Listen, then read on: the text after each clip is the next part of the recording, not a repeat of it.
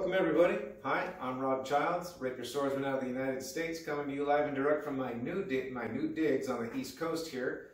So we're experimenting with some areas as far as where to do these videos from, but I think this will do for this particular one. In this video, I'm going to be covering down on my no-tell lunge, but from a low guard perspective. Now, the last time I did this video on the no-tell lunge, I did it from a high guard perspective, whereby what you see 90 plus people typically fighting from. And that's a very easy way for me to be able to provide a commonality of information to everybody, because so many people use that particular stance or something akin to it. But I got a question from someone on the YouTube channel who is trying to learn the no-tell lunge from the low guard. They have been watching the videos of me fighting, and they're experimenting, if you will, with being able to fight from that low guard position. So unfortunately for him, and hopefully this video will help to clear things up a bit, doing the no-tell lunge from a low guard is decidedly different than doing it from the high guard. The physics are exactly the same, the concepts are exactly the same, but the actual procedure that you go through is markedly different. So hopefully after this video, and again we're going to keep this short, I'm going to keep it to the macro level, if you will, but hopefully after this video you'll have a really good starting point for any of you out there who are low guard fighters, how to do a no-tell lunge from the low guard. And even if you're not a low guard fighter yourself, I highly encourage you to pay attention, because you could be facing a low guard fighter, and this video will help you to understand what to expect from them. Okay, so starting off. So when I talked about the no-tell lunge from a high guard position, I had talked initially about the sword always leads the way. Nothing changes as far as that is concerned. From that high guard position, if you will recall, the sword goes out and nothing else moves.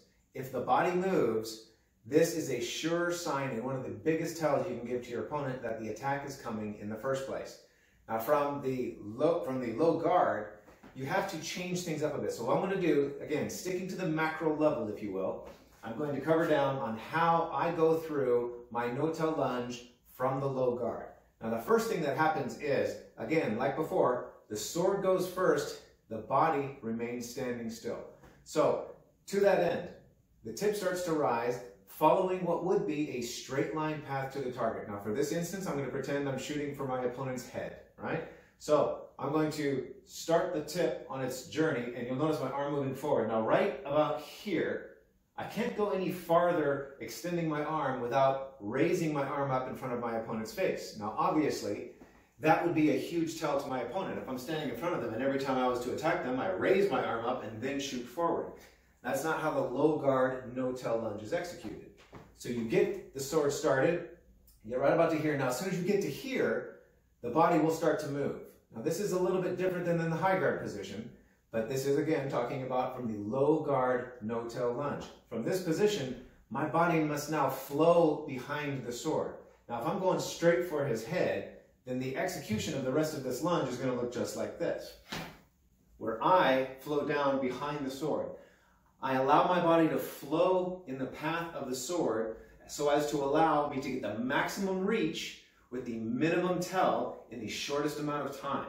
Now again, from that top, you start with the tip and the arm slightly moving forward so as to allow the tip to travel a straight line. That straight line, very, very important.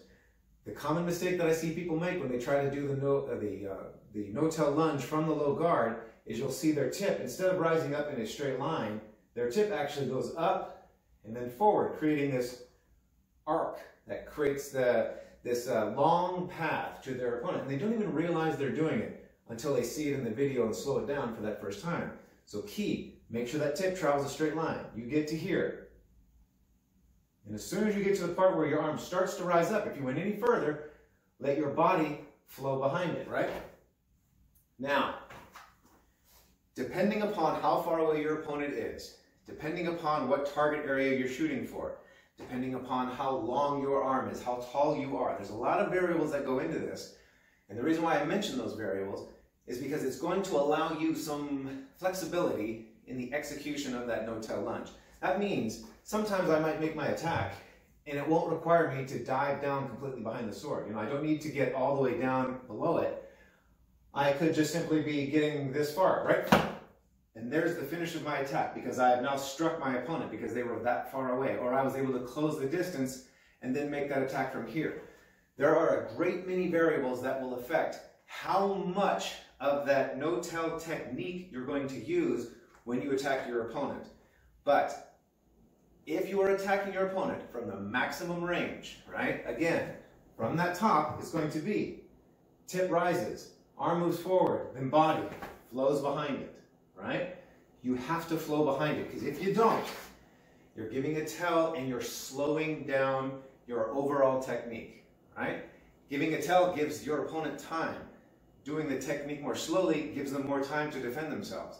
You don't want to do any of that. So, low guard, no tell, flow behind it. Understand? If you have any questions on this, by all means, leave me some questions. You can reach out to me on Facebook. You can leave the comments, leave the question in the comments section on the YouTube channel. I'll be more than happy to help out where I can. And again, this is not meant to be all-encompassing, but it will give you a really good start for starting the no-tell technique into your own style.